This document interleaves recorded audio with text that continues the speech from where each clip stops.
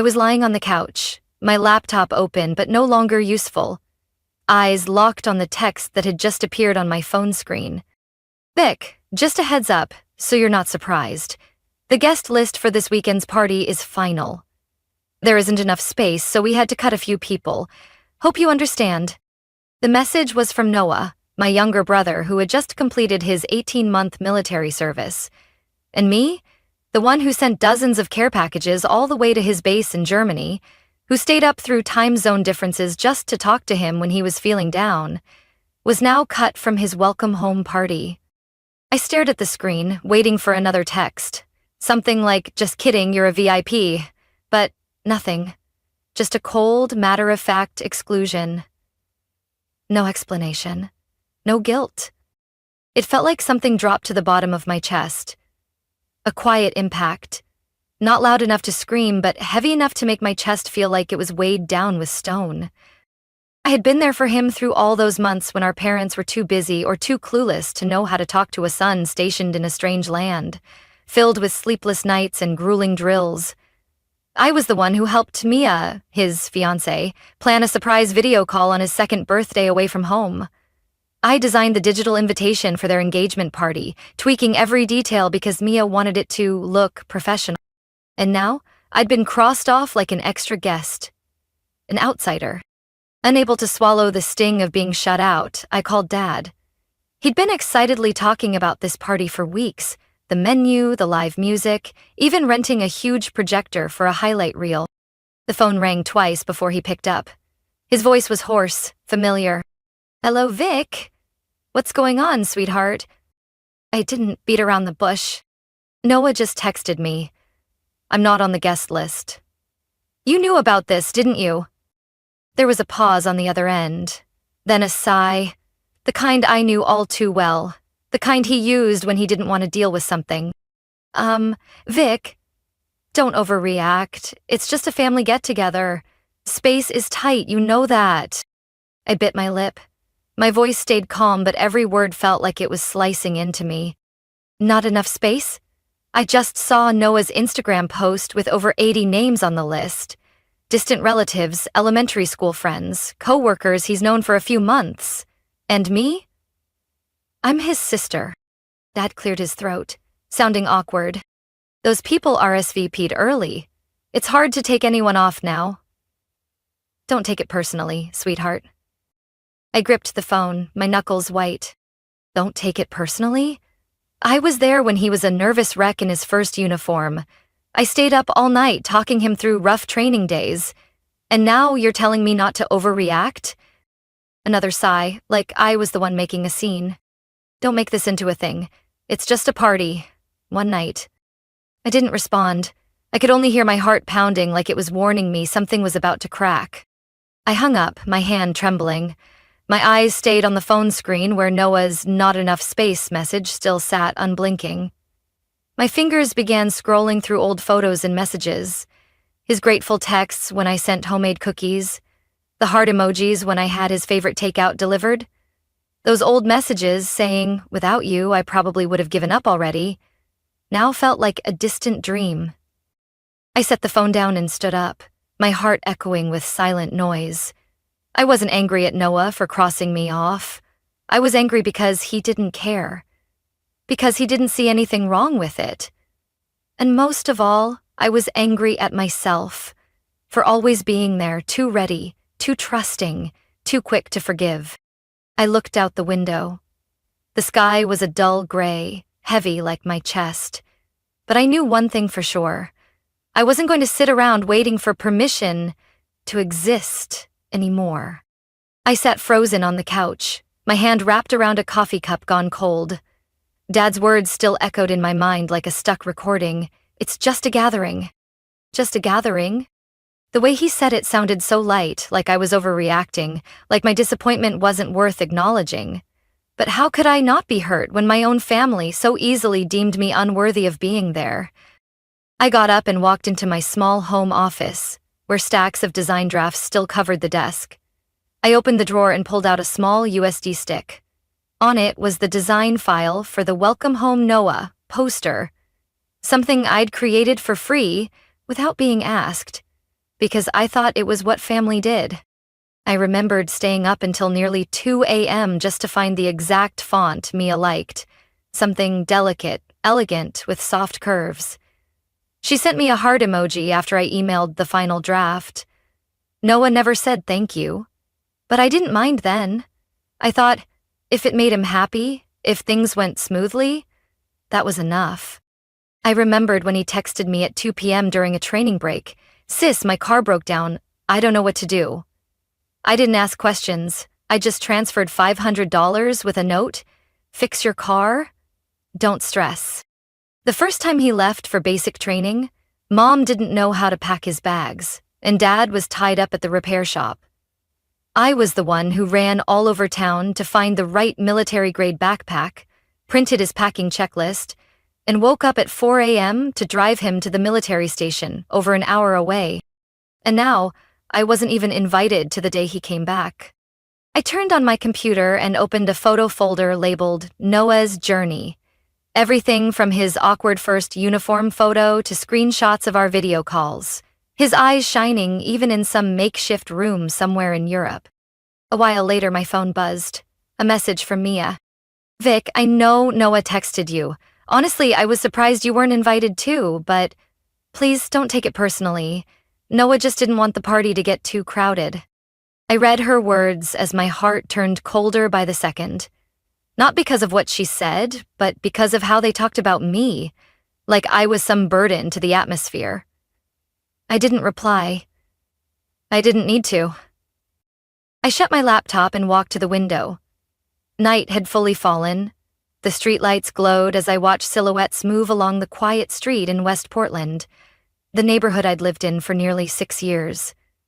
Over 1,000 miles from my parents' house, but I was always the one who came back when they needed something. When Dad had to replace the entire plumbing system, I paid the bill. When Mom needed someone to take her to her medical appointments, I booked the flights, rented the car, and arranged the schedule. I was always willing. But now, I started asking myself, how many times have I given without ever receiving? How many times have I sacrificed just because I thought I was supposed to? Because I was the good older sister? I didn't know how long I stood by the window before the phone buzzed again. This time, it was a message from Dad. "Vic, please, don't overthink this. It's not worth getting upset about. Please understand, Noah. He just wants a peaceful evening, no tension." I let out a laugh, the first of the day, but it had no joy in it. No tension? So I'm the tension? I'm the one who ruins my own brother's peace just by being there? I walked over to the closet and pulled out my suitcase. The old pair of snow boots I bought last year but never got to use sat quietly in the corner. I opened my laptop and typed into the search bar, "Solo ski trip, Colorado." Images of cozy cabins, tucked into pine forests, snow-covered landscapes, and crackling fireplaces filled the screen. In that moment, I knew I wasn't going to wait for anyone to invite me. I would write my own plans. If they thought I wasn't important enough to be at that party, then I didn't need to sit here and endure being treated like an afterthought. I was no longer the older sister always behind the scenes, sacrificing in silence. Not this time.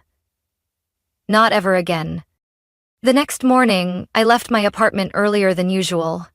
The sting of being left out still lingered, but instead of sitting at home stewing in anger, I grabbed my bag and headed out, stopping by the corner cafe I usually visited on weekends, Hazel's Brew. The morning air in Portland still carried the crisp chill of early spring. The cafe was warm, filled with the scent of cinnamon waffles and soft jazz music that helped ease my heart a little. I ordered my usual, an unsweetened almond milk latte and an apple tart, then picked a spot near the window, where the sunlight landed just right on the glossy wooden table. I was about to check the news on my phone when the voices of 2 people behind me grew louder than usual. I wasn't trying to eavesdrop, really I wasn't, but when I heard my name, my heart froze. What's her last name again, Victoria? Didn't see her name on the guest list for Noah's welcome back party. That was Lila's voice.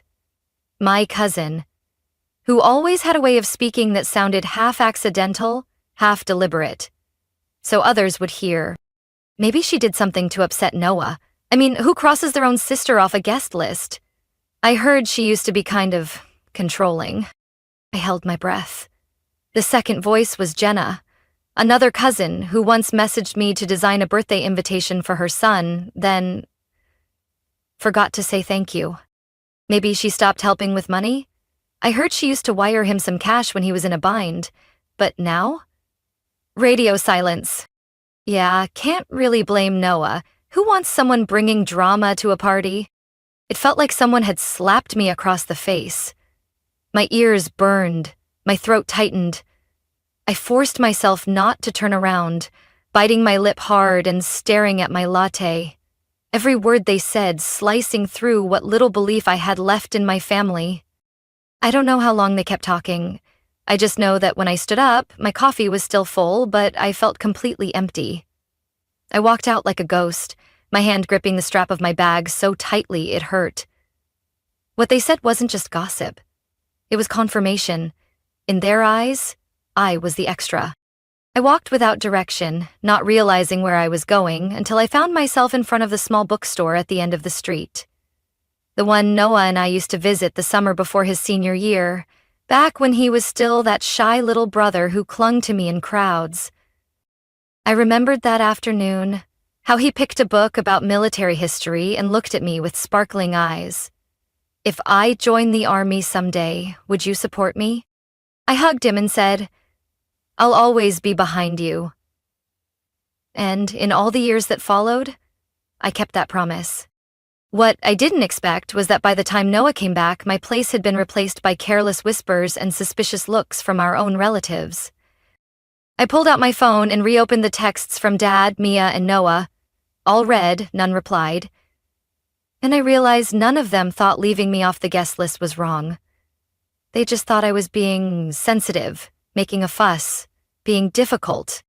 I didn't need an apology. I needed respect. And that, clearly, was something they had never truly given me. I returned home with a decision both clear and firm. I would not let myself be labeled as the difficult one ever again. If they thought I didn't deserve to be part of their celebration, then I didn't need to be the one fixing problems I was no longer a part of. I opened my laptop and returned to the travel booking page I'd searched the night before. My cursor hovered over destinations like Aspen, Jackson Hole, before stopping at a place I never thought I'd go. White Pine Lodge, Wyoming. A wooden cabin nestled among pine trees, beside a frozen lake with endless snow-covered slopes. No noise, no judgment, no demands. I clicked book. At that moment, I didn't know what was waiting for me in Wyoming, but I knew one thing for sure. I was done being the forgotten one. That night, I sat alone on the living room floor, soft yellow light spilling onto the warm wooden floor, my empty suitcase open beside me like a void waiting to be filled. The apartment was so quiet I could hear the ticking of the clock. I had just booked a ski trip to White Pine Lodge in Wyoming, a place I'd never been, never imagined would mark the beginning of my self-rescue. I didn't book economy class, not this time. I chose first class, and I didn't hesitate when I hit the payment button. If I'd spent years prioritizing everyone else's feelings, sweating over every little detail for parties that weren't even mine, then this time I would choose myself. Every single moment.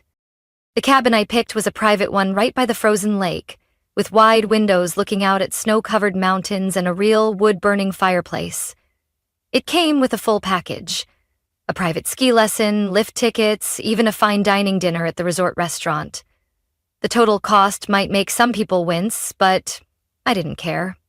I was used to spending money on others. This time, I was investing in myself. Friday morning, I arrived at the airport early, wearing a thick, cream-colored coat and the beige knit hat I bought last year but never got to wear. Sitting in the first-class lounge, hands wrapped around a hot cup of tea, watching planes glide past the windows, I felt a lightness, as if I'd just cut the cord tying me to years of heavy expectations. The flight to Wyoming was smooth.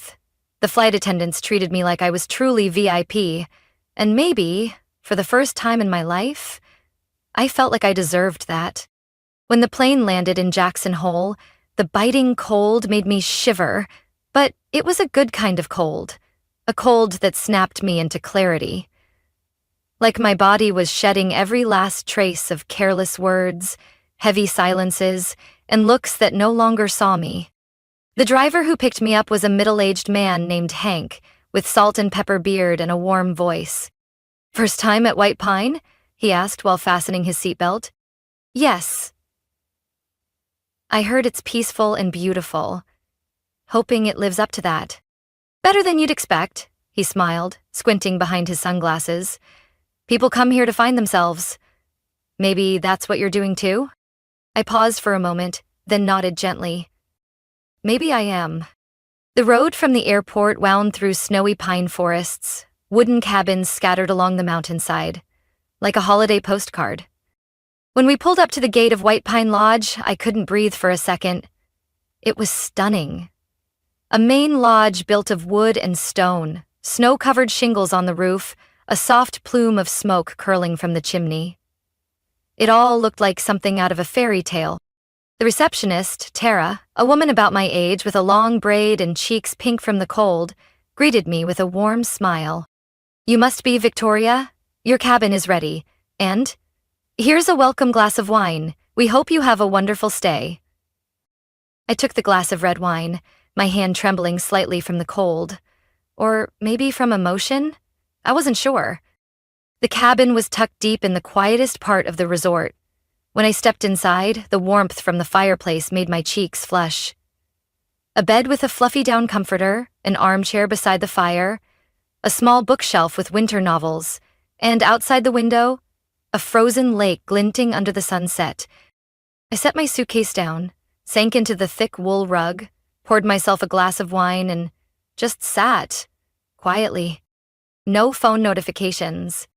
No guilt-tripping messages. No one asking me to be the bigger person. Just me. And the kind of peace I'd dreamed about for so long. I opened my phone and posted a photo of the cabin with the caption, "Not on the list? Then make your own list." I scheduled it to go live 2 hours later, just when I knew the party back home would be starting, so they'd know I wasn't just missing. I chose to disappear with purpose and grace. That night, I sat by the fireplace with a book, occasionally looking up to watch the snow fall outside the window. And in that moment, I knew without a doubt, I had made the right choice. I had just poured myself another glass of red wine when my phone buzzed for the third time in less than 5 minutes. The screen showed Mom with the familiar 3 dots, like she was typing something so long it needed serious thought. I didn't bother opening it.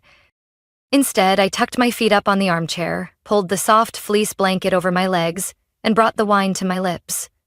The aroma held a hint of berries and oak, warm, elegant, completely opposite to the chaos waiting in my inbox, just as I'd predicted.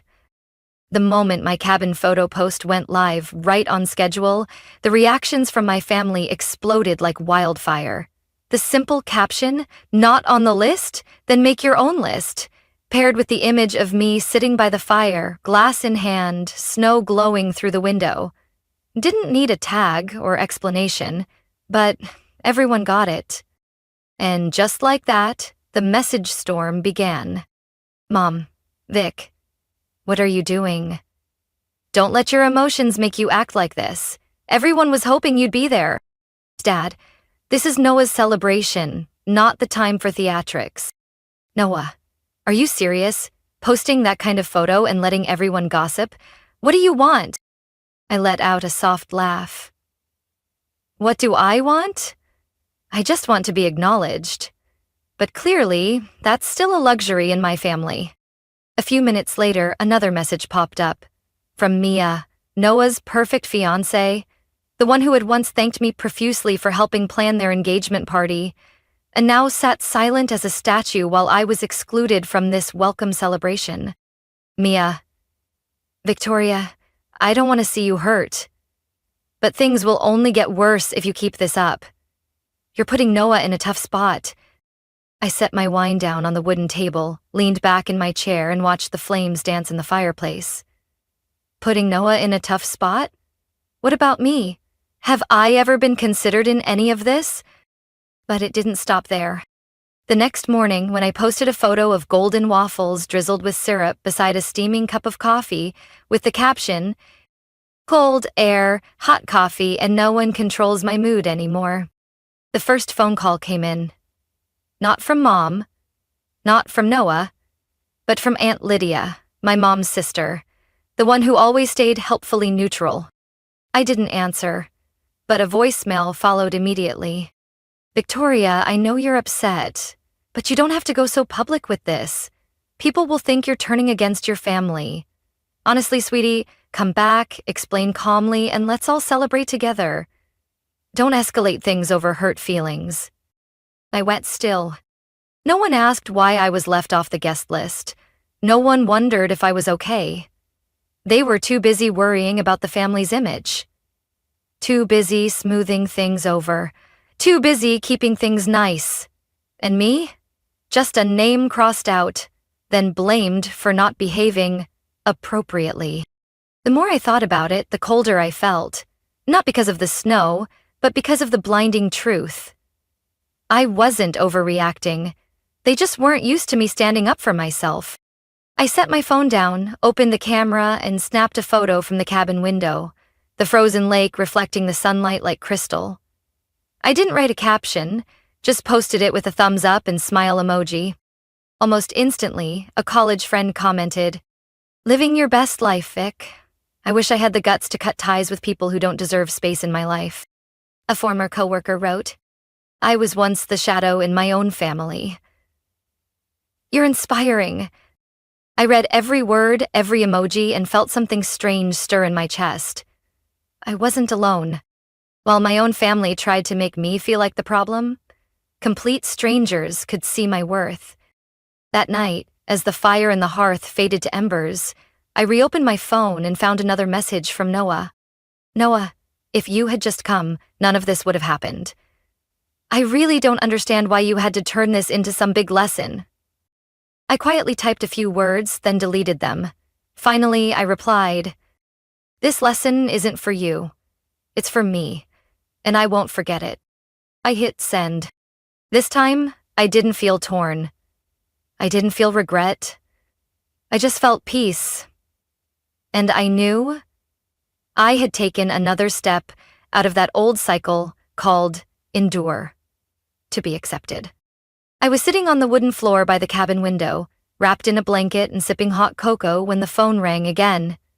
It was Carla, my cousin on Mom's side, the only one in our extended family I still kept in touch with, because she was smart enough to stay out of the drama and kind enough never to hurt others for her own gain. I picked up, and before I could say anything, her voice burst through, a mix of excitement and disbelief. "Vic, oh my God, sit down. You will not believe what just happened." I took a sip of cocoa, smiling softly. "Let me guess. Someone spilled the cake, or Noah said something dumb in front of Grandma?" No, this is way beyond that." I raised an eyebrow, sensing chaos was about to unfold. Carla's voice dropped to a whisper, like she was hiding in a corner to call me. Mia walked out, in the middle of the party, right after throwing a mocktail all over Noah. I nearly spilled my drink. "What?"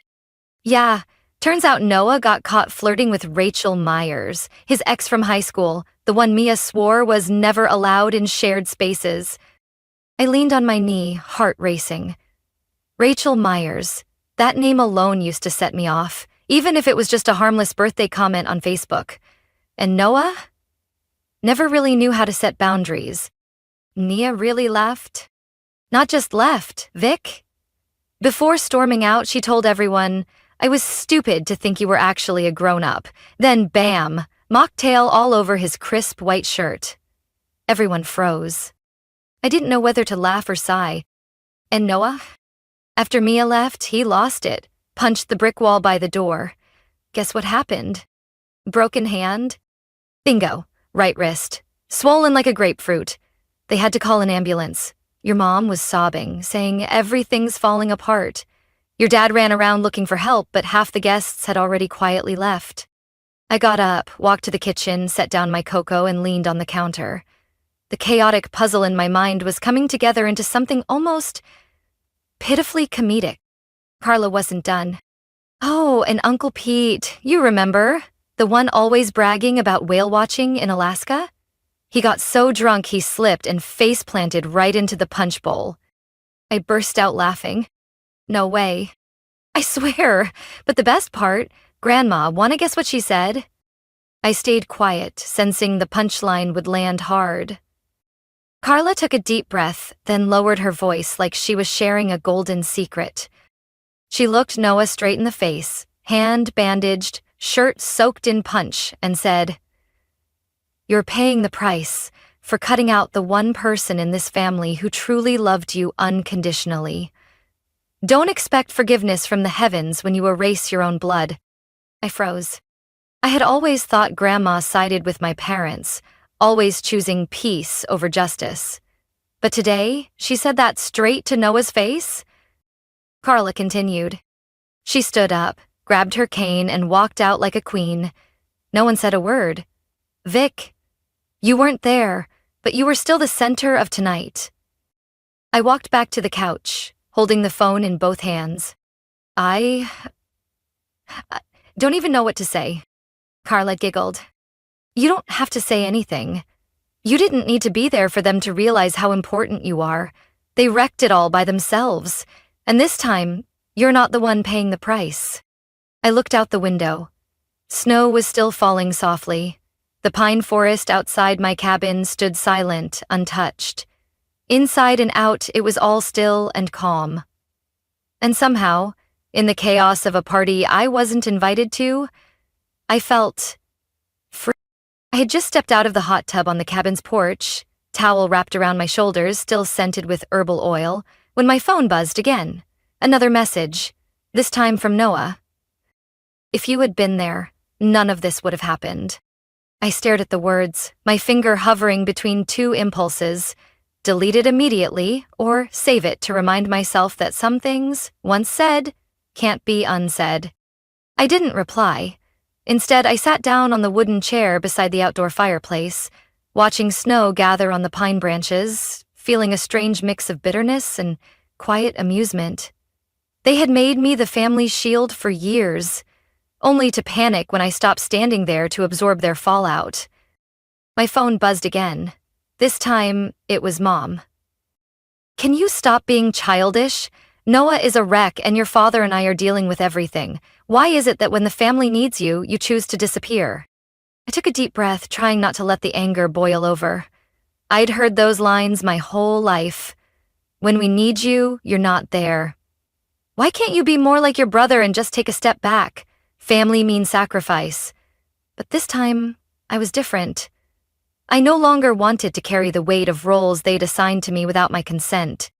Then came a missed call from Dad. When I didn't pick up, he left a voicemail. Victoria, I don't understand why you're blowing everything up over not being invited to a party. Your mother's been crying all night, and Noah's in pain, physically and emotionally. You're an adult. You should know this is when you need to come back. I pressed my lips together, eyes focused on the screen that lit up with another new message. This time from Mia. Vic, I know I have no right to ask for anything, but I'm honestly freaking out. I don't know what to say to Noah, to his parents, to our friends. Everyone's looking at me like I ruined everything. If you could just talk to Noah, even for a moment, maybe he'd calm down. A shiver ran down my spine. They were blaming me. Not one person asked why I wasn't at the party. Not one of them considered that maybe I stayed away because I was tired. Tired of being the one to fix what no one else ever tried to keep whole. I opened my notes app and typed a single line. Not being there to clean up the mess doesn't mean I caused it. Then I got up, walked into the cabin, poured myself a cup of peppermint tea, and opened the window. The cold air swept in, carrying the scent of pine and melting snow. I knew this for certain. If I went back, I'd end up cleaning up the pieces again. The one they never saw as important. Until everything fell apart. And the most ridiculous part was, I didn't do anything. Noah flirted with his ex. Mia walked out. My parents lost control. and me. I simply wasn't there, and yet somehow became the center of the fallout in their eyes. I picked up my phone and scrolled through all the messages, pausing on Mom's, "Can you stop being childish?" I pressed and held, selected forward, sent it to myself, and titled the conversation, "Why I'm Not Going Back." Then I went into settings and muted the family group chat. I needed silence. Not to forget, but to remember exactly why I walked away. As night fell, the firelight danced across the wooden walls again. I opened the book I brought, a novel about healing, and read slowly, page by page. No messages, no guilt-tripping voices, just the wind brushing the cabin roof and words whispering of freedom. And I knew, no matter how hard they tried to pull me back, I wasn't in that old place anymore. I had stepped out of my old role, the silent endurer, the peacemaker, the one who was never allowed to be angry, hurt, or say enough. I woke up to sunlight peeking through the wooden blinds, casting a soft golden glow across the ash-gray blanket. The wind whispered outside the window, mingled with the sound of snow falling on the roof, and my heart felt calm. My phone sat quietly on the nightstand, just a lifeless metal block I'd switched to airplane mode the night before, after reading Mia's final message and silently blocking them all. Noah, Mom, Dad, and every relative who thought they had the right to judge. I didn't feel guilty. On the contrary, for the first time in years, I felt at peace. After a simple breakfast of toast and strong coffee, I suited up for skiing and stepped outside. The view unfolded like a painting, towering pines draped in snow, sunlight streaking down the white slopes, and in the distance, a group of people laughing as they strapped on skis. That morning's lesson was led by Sam, a blonde instructor with a bright smile and pale blue eyes that held something understanding. He gently adjusted my stance, encouraged me every time I stumbled or wobbled in the snow. "Don't fight the slope, Victoria, just relax, trust your body. It knows the way." I laughed after my third fall, snow clinging to the back of my jacket. "That sounds like a life lesson." "Maybe it is," Sam winked. "I've met a lot of people who came here to escape something, but once they dared to glide down that first hill, they realized what they really needed was freedom." I looked at him, feeling something catch in my chest. He probably had no idea how close to home that landed. In the afternoon, I joined a snowshoeing tour around the frozen lake. The guide, Linda, was a warm, witty woman in her 50s. Beside me walked a couple from Seattle. Mark and Jamie, probably in their 40s, spending their annual winter break at White Pine Lodge. "First time traveling alone?" Jamie asked as we paused by an old pine tree. I nodded, a bit shy. "Yeah, and first time not carrying other people's expectations." Mark chuckled, pointing to the circle of footprints in the snow. "Then you're headed the right way. Some trips aren't about going towards someone, they're about getting away." That evening, I stopped by the bar at the lodge. Soft, amber lighting, acoustic guitar under a wooden roof, and people huddled close to the fire, sipping drinks and swapping stories. Sam saw me and waved me over to a table where a few guests had gathered. I sat down, ordered a glass of red wine, and minutes later was laughing out loud at a Canadian guy telling the story of his epic wipeout on last year's slope. No one asked where I was from. No one pried into why I was alone. And I realized, sometimes, the best thing a stranger can do for you is not try to unpack your past. That night, I returned to the cabin with cheeks flushed from the wine and the cold, but my heart was warm. I took off my coat, wrapped myself in a blanket, and sat by the fireplace. The flames danced, the wood crackled, and I pulled out the journal I brought from home. Flipping to the first empty page, I wrote my first sentence in months. Freedom isn't running away. It's refusing to return to places that hurt you. I closed the notebook, placed it on the table, and for the first time on this trip, I turned my phone back on. The screen lit up with a flood of missed notifications, but I scrolled past them all without opening a single one. Instead, I opened my settings and kept the block list intact. So I didn't want another excuse. I didn't need another explanation for why I was excluded. I had chosen myself, and that choice had never felt clearer. I picked up my phone, opened the camera, and snapped a photo through the cabin window. The moonlight reflecting on the frozen lake, tree shadows stretching across the snow. I wrote the caption, "I didn't disappear. I just started living where I belong." No tags, no expectations. Just me, finally being me. I sat on the cabin balcony, a wool robe wrapped around me, feet resting on a stool lightly dusted with melted snow, hands curled around a steaming cup of coffee. The sun was rising, painting the distant mountains in gold, casting a gentle shimmer through the pine branches like a soft blanket. No more message notifications, no more missed calls. Only the wind rustling through the trees and my heartbeat, steady and quiet in my chest, like a rhythm of life I'd forgotten I still had. That morning, as I walked down to the front desk to ask about the shuttle back to the airport, I froze mid-step. I looked at the calendar hanging behind the counter, eyes landing on the red-circled Sunday, my planned departure date. I looked up and asked Tara, the receptionist, with a smile warm as hot cocoa, if I wanted to stay one more week, is the cabin still available?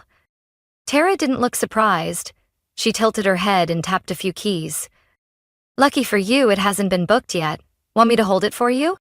I nodded without hesitation. I wasn't afraid of going back. I just couldn't see a single reason to leave a place where I finally felt like myself. That afternoon, while sipping wine at the resort bar, I got a message from Carla, the one cousin I still spoke to after everything. Your mom's organizing a family meeting next week, apparently to clear the air. Just a heads up, you're on the guest of honor list. I leaned back in my chair, watching the golden light sparkle through my wineglass. A slow smile crept across my face. Not from anger, but from knowing the game all too well. An intervention masked as concern, but really just a performance. A collective defense in which I'd be pushed back into the role of the one who needs to understand. I typed a short reply and sent it to Carla. I'm too busy enjoying myself. Good luck with your mess. No exclamation mark. No fake warmth. Just a goodbye I wouldn't be taking back. Then I turned off the screen, flipped the phone face down on the table, and didn't touch it for the rest of the day. The next few days passed like a frozen stream in the woods, quiet and refreshing. I spent mornings skiing with Sam, afternoons walking the lake trails with familiar guests, and evenings back at the wooden table in the bar, listening to Mark's stories about getting lost on mountain hikes in Colorado. No one mentioned family. No one asked what I was running from. We were just people, living in the now with no need to explain the past. One weekend morning, sitting in the cabin reading, I realized days had gone by without me feeling like I had to be anywhere. I no longer felt guilty for not fixing everything. No longer felt heavy for not being on someone's list. I had once tried to fill every role. The dutiful daughter, the selfless sister, the woman who never let anyone down. But I'd learned this. Living for how others see you will always make you a blurry version of yourself. Now, I was just Victoria, the woman sipping coffee on a mountain, feeling the wind in her hair and the sunlight hitting a heart that had finally stopped breaking. I set the book aside, lifted my coffee, and stepped onto the balcony. The mountains stood still, solid, as if they too had known silent sorrow.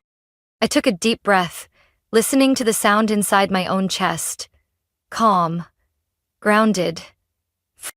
I didn't know what would come after this trip, but I knew one thing for sure. I had found myself in the last place anyone thought I would. And this time, I wouldn't let anyone erase my name from my own story. Again. From that trip, I learned one thing. Sometimes the bravest thing you can do isn't to stay and fight, it's to walk away and finally free yourself. I used to think I had to be there, to keep my family from falling apart. Turns out, my leaving is what made them look in the mirror. In that cold, quiet place, I found the voice that had been buried for too long. And now, I don't beg to be acknowledged. I define my worth in the power of my absence. What do you think about Victoria's decision? Should she go back or keep following her own path? Share your thoughts in the comments, and don't forget to subscribe for more powerful family stories.